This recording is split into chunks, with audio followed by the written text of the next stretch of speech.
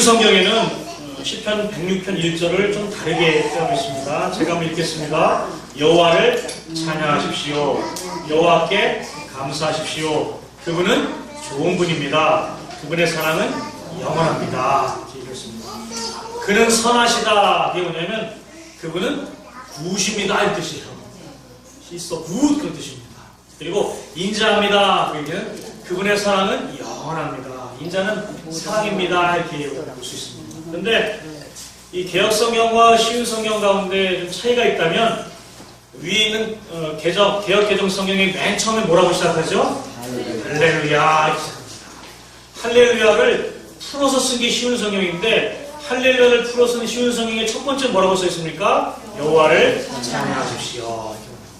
그래서 할렐루야는 할레라는 찬양하라 그걸 가지고 루는 너희들은 야는 뭐죠? 야훼 여호와를 그래서 너희는 여호와를 찬양하라 같은 뜻입니다. 할렐루야 여호와를 찬양하십시오 이렇게 성경 말씀이 시작되고 있습니다. 하나님을 향하여 우리가 외칠 수 있는 첫 번째 고백은 뭐냐면 할렐루야입니다. 정말 하나님을 만나고 진정 하나님의 생명을 접붙임받고 그 하나님이 내 아버지임을 발견한 사람, 그리고 그 생명이 내 안에 있음을 믿음으로 고백된 사람들, 그리고 그 하나님의 사랑이 영원히 끊이지 않는 것을 믿음으로 고백하는 성도들의 삶 가운데 제일 먼저 그 입술에서 터지는 말이 뭐라고요? 할렐루야. 이 할렐루야를 외치는 이 시편이 누가 썼나 한번 찾아봤더니요. 106편 1절에는 누가 썼는지 안 나옵니다. 105편에도 안 나와 있어요. 104편에도 안 나와 있어요. 103편에 갔더니 쉬운 성경이 이렇게 얘기합니다. 사람의 하나님께 찬양, 그 다음에 뭐라고 해요? 다윗의 노래. 그러므로 103편, 104편, 105편, 106편은 쭉 누가 썼냐면 다윗이 씁니다. 다윗이 자기의 신앙 고백을 외치면서 하나님 앞에 쓴 이 시편 106편의 시작이 할렐루야. 다윗의 삶을 돌아볼 때 그가 하나님 앞에 외칠 수 있는 노래가 뭐라고요? 할렐루야 라고 시작하면서 보게 됩니다. 그런데 이 시편 106편은 시편 106편 한 편만 나온 게 아니라 구약 성경이 다른 것으로 나와 있습니다. 그것이 어딘가 봤더니 역대상 16장 7절 8절에 나와 있어요. 우리 쉬운 성경 같이 한번 읽어보겠습니다. 시작. 그날 다윗은 아삽과 그의 친척들을 시켜 여호와께 감사하게 하고 찬양하는 일을 처음으로 하게 했습니다. 여호와께 감사드리고 그의 이름을 부르라. 그가 하신 모든 나라에 알려라. 8절에 뭐라고 소제목이 있냐면 다윗의 감사노래. 다윗이 하나님의 언약궤를 그가 준비한 천막에 모셔놓고 그 다음에 기뻐서 외치며 하나님께 나아오고, 그리고 여기 말한 것처럼 아삽과 그의 친척들을 시켜서 찬양하게 할 때 불렀던 노래가 오늘 시편 106편과 마찬가지입니다. 그리고 그 시작은 뭐라고요? 할렐루야 여호와를 찬양하라 이렇게 말하고 있습니다. 그러므로 우리가 시편 106편을 보는 이 단순한 할렐루야라고 하는 것은 하나의 신앙 고백의 단순한 표현이 아니라 인생을 다 돌아볼 때 그 인생 가운데 하나님이 돌보시고 이제 그 하나님의 함께 계신 약속의 물건, 상징인 언약궤가 이제 자기가 준비한 곳에 오는 거예요. 하나님이 하늘에 거시지 않고 그 엄청난 하나님이 작은 상자 안에 있어서 나와 함께 있는 것을 보여주신 것을 볼 때 다윗이 어느 정도로 이 찬양함에 뛰었냐? 속옷이 흘러 내 정도로 벗어 뛰면서 하나님을 찬양한 것을 우리가 보게 됩니다. 그리고 그가 역대상 16장 34절에 시편 106편과 같은 고백을 합니다. 여호와께 감사드려라. 그는 선하시며 그의 사랑은 영원하시다. 이렇게 고백하고 있습니다. 할렐루야. 우리 안에 이 다윗과 같은 신앙 고백, 다윗과 같은 하나님의 믿음의 고백이 이 풍성한 추수의 계절에 넘쳐날 수 있기를 주님의 이름으로 부탁드립니다. 그런데 한 가지 아쉬운 게 있습니다. 시편 106편 1절 쉬운 성경에는 소주제가 있어요. 뭐라고 썼냐면 하나님을 믿지 못한 이스라엘의 실패. 이렇게 쉬운 성경엔 소주제가 달려 있습니다. 그러므로 100편의 이야기는 뭐예요? 결국 이스라엘 백성들이 하나님을 향하여 믿음의 행진이 실패했다는 얘기입니다. 감사로 시작하지만 이 얘기의 모든 메인 줄거리는 뭐냐 하면 믿음에서 떨어졌다. 하나님을 반역했다. 하나님을 거역했다. 이렇게 얘기합니다. 믿음에서 실패한 얘기지만 그 실패한 얘기의 시작은 무엇을 한 거예요? 할렐루야 시작하는 아주 이상한 역설을 얘기하고 있습니다. 왜 그럴까? 발견해 나와야 됩니다. 백리편을 길미자만 참 읽어봤더니 7절, 13절, 24절 그 외에 몇 절 가운데 이스라엘 백성들의 믿음의 실패를 얘기해주고 있어요. 7절을 이렇게 말합니다. 깨닫지 못하고 기억하지 못하고 하나님의 뜻을 거역하고 13절에 은혜를 잊어버리고 하나님의 가르침을 기다리지 않고 욕심을 크게 내고 24절에 멸시하고 그 말씀을 믿지 않고 원망합니다. 이 7절, 13절, 24절을 볼 때 이스라엘 백성들의 이 특징적인 이 하나님을 향하여 떠난 이것을 한마디로 우리가 뭐라고 고백할 수 있는 거예요?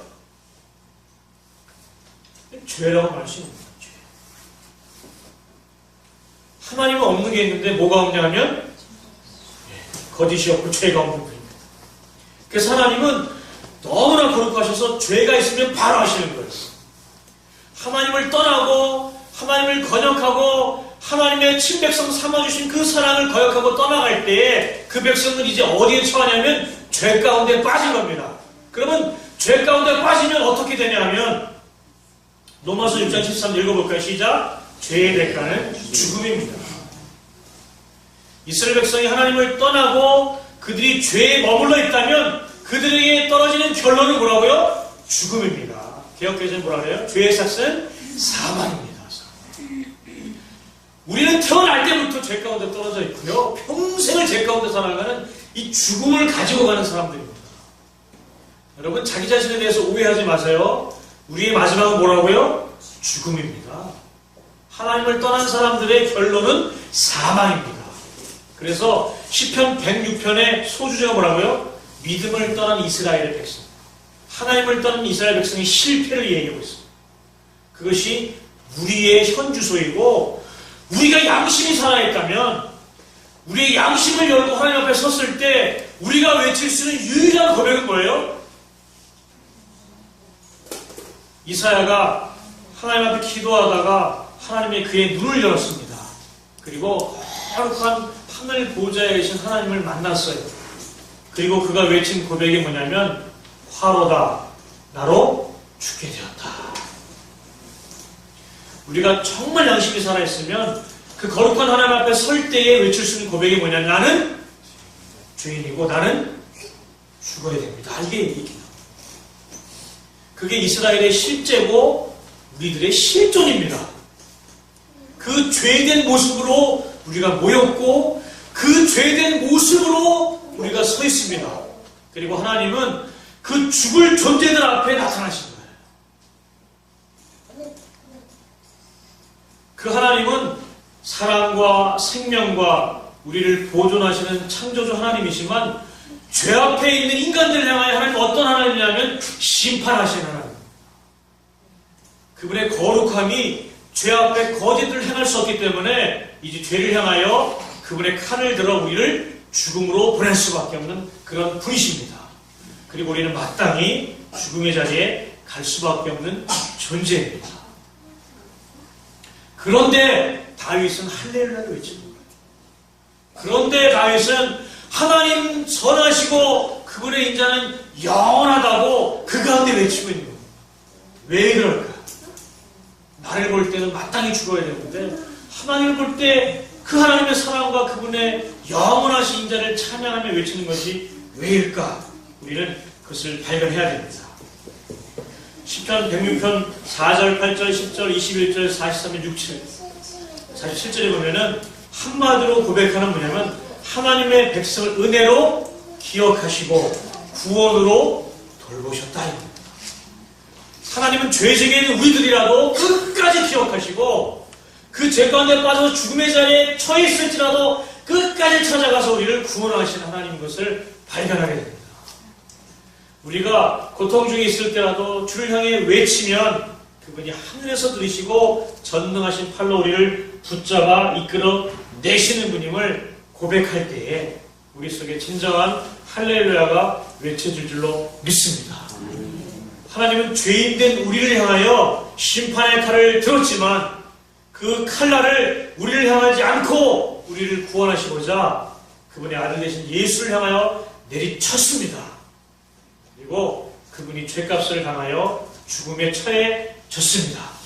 그리고 하나님 앞에 버림받은 율법으로 하나님 앞에 저주받은 상징인 나무에 달려서 처절하게 그 죄값을 치루셨습니다. 그리고 우리를 살리셨습니다. 그게 구원입니다. 값을 주고 산 것입니다. 대속의 값을 치른 겁니다. 그 하나님을 볼 때에 우리 속에 외칠 수 있는 유일한 단어가 뭐라고요? 할렐루야입니다. 할렐루야. 우리가 추수감사절에 감사의 근거를 우리 자신에게 주면 절대로 안 됩니다. 내가 건강하고 내가 일했고 내가 열심히 직장에 충성했고 내가 허투루 살지 않고 내가 열심히 섬겼고 이런 추수의 감사의 이 감사의 제목을 내가 한 것으로 찾지 아니하고 나는 죽었고 나는 멸망당했고 나는 없어질 존재인데 그 하나님이 나를 살리셨고 나를 구원하셨고 나를 보호하셨고 나를 책임지셨고 나에게 힘주셨습니다. 그래서 나는 할렐루야입니다 라고 하는 감사를 하나님께 발견하는 믿음의 성도가 되시길 주님의 이름으로 축복합니다. 이 가을은 결코 감사할 거리가 많지 않습니다. 여러분 뉴스를 보면 아시겠지만 필리핀에는 태풍으로 몇천 명이 죽고 몇만 명이 수재민이 되고 또 중동에서는 흑동이 일어나고 수많은 재해들이 일어나고 한국만 해도 수많은 사건 사고들이 넘치는 것 가운데 있습니다. 그런데 하나님이 선하시냐고. 우리는 수재를 당하지 않았지만 그 엄청난 고통 가운데 가족들이 수장당하고 그 시신도 찾지 못하는 고통 중에 있는 사람들이 하나님을 향하여 할렐루야를 외칠 수 있겠습니까? 폭탄이 터지고 다리가 잘려나가는 엄청난 고난의 자리에 있는 형제들이 우리처럼 이렇게 좋은 예배당에 앉아서 찬양하며 하나님 앞에 감사를 외칠 수 있겠습니까? 어쩌면 감사는 형편을 가지고 얘기하는 것이 아니라 감사는 존재를 가지고 얘기할 때 진짜 감사를 할 수 있다고 믿습니다. 제가 드린 충격적인 얘기는요, 재난을 당하고 수해를 당하고 지진을 당하고 수많은 사체들이 널브러져 있는 현장에 제일 먼저 달려가는 사람은 119 구급대 소방대원이 아니랍니다. 그 지진난 현장에 제일 먼저 가는 사람은 특파원, 기사가 아니랍니다. 사람들이 살려달라고 소리치는데 제일 먼저 달려가는 것은 교회 성도나 목사님이 아니랍니다. 재난팀에 재난당했을 때 제일 먼저 가는 사람은 장기 매매업자예요. 그 눌려있고 죽어있는 사람들의 장기를 꺼내서 아주 첨단의 기계, 냉동이 잘 되는 기계에다 그 장기를 넣어가지고 그것을 필요로 하는 사람들에게 팔리고 있답니다. 그게 이 땅의 현실입니다, 여러분. 한쪽에서는 울부짖고 있는데 한쪽에서는 그걸 가지고 돈을 노리고 기쁨으로 처해있는 이 땅의 현실이 이렇습니다. 저는 그 얘기 듣고 막 속이 터지는 것 같아요. 달려가서 그 사람의 장기를 대신하고 싶더라고요. 그런데 감사할 수 있겠네. 그런데 감사할 수 있겠네. 생각을 바꿔봅시다.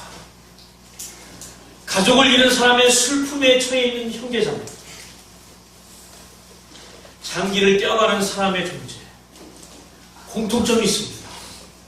그리고 극렬하게 대조된 두 사건을 바라본 우리들 가운데 이 세 종류의 사람 가운데 공통적인 분모가 있어요. 그게 뭐냐면 우리는 죄인이라고 하는 사실입니다.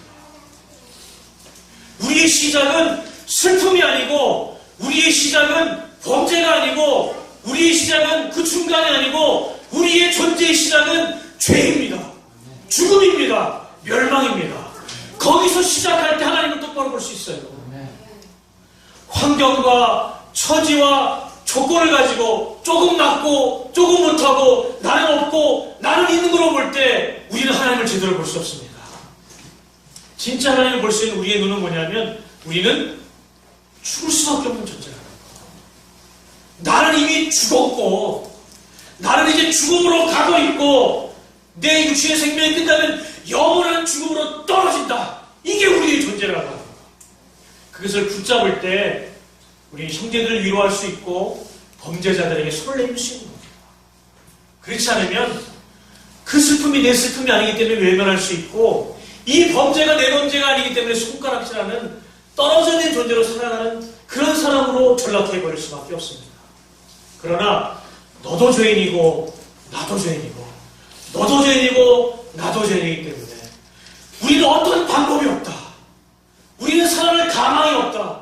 어떠한 수단으로도 우리가 살아갈 방법이 없다는 것을 우리가 붙잡을 때에 고통 중에 있는 자에게 예수 그리스도를 믿음으로 소개하며 위로할 수 있고 범죄한 자들에게 나도 죽을 수밖에 없다는데 그분이 용서했다고 하는 이 확신을 가지고 화해와 용서의 손을 내밀 수 있다고 믿습니다. 그것이 이들에 살아가는 이 슬픔의 현실에 있는 예수 믿는 친백성들의 존재적인 고백이고 실제적인 삶의 모습이 될 줄로 믿습니다. 아멘. 그러할 때에 그 생명 주신 예수 그리스도의 놀라운 사랑이 우리 속에 멈추지 않고 우리 속에 삶의 무게에 짓눌려서 엄청난 거짓의 바위에 눌려서 그 생명을 전하는 사명을 잊어버리고 그저 어찌하든지 거기서 좀 벗어나려고 하는 어찌하든지 거기서 좀 더 편하려고 하는 이 거짓된 욕망 가운데 속아서 살아가는 사탄의 사슬에 여전히 매이는 존재로 살아갈 수 없다는 그런 사실을 우리가 기억해야 될 줄로 믿습니다. 하나님은 우리의 눈을 벗기시기 원합니다. 하나님은 우리의 마음을 완전히 열기 원하세요. 사탄은 거짓으로 우리의 눈을 가리고 우리 귀를 가리고 우리 마음을 닫아서 그것은 그의 일이고 그것은 그의 죄고 나는 나대로 살아가야 된다고 그저 좀 더 나은 삶 좀 더 내가 원하는 삶을 살아고 우리를 거짓말을 유혹하고 있습니다. 그럴 때 우리 다시 한번 이 추수감사절을 들어서 내 영혼의 추수를 하신 그 하나님 아버지 앞에 나는 내 것이 아니라 이제 내 생명을 대신하여 죽으신 예수 그리스도의 피값으로 추수된 새로운 생명의 존재라고 하는 하나님의 백성의 정체성을 가지고 이 추수의 감사드라 주님 앞에 서시길 주님 이름으로 부탁드립니다. 할렐루야. 앞으로 세상은 어떻게 변할지는 모릅니다.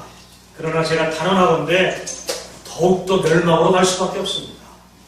왜냐하면 똥이 있는 곳에는 똥냄새가 나고 똥냄새가 나면 똥을 버릴 수밖에 없는 것이기 때문에 인간이 죄고 죄의 싹이 사망이고 죄의 열매들이 계속 매고 있다면 인류의 결과는 뭐예요? 저주와 멸망입니다. 그 속에 우리가 같이 어울려 사는 자들이 아니라 이제 추수된 알곡으로서 하나님의 생명을 가진 존재로서 그 똥냄새 가운데 들어가 예수 그리스도의 향기를 전하는 새로운 추수의 일꾼으로 설 수 있기를 주님의 이름으로 부탁드립니다. 그러할 때에 진짜 우리 속에서 할렐루야가 나오는 겁니다. 할렐루야.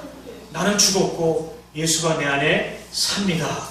그분이 증거되면 그분이 죽었던 또 다른 사람을 살릴 줄로 믿습니다. 할렐루야. 그분은 선하시고 그분의 인자하심은 영원하십니다. 이런 고백이 우리 삶 가운데 넘칠 줄로 믿습니다. 하나님은 디모데전서 2장 4절에 우리들에게 한 말씀 주십니다. 같이 한번 읽겠습니다. 시작. 하나님께서는 모든 사람이 구원받기를 원하십니다. 또한 모든 사람이 진리를 알기 원하십니다.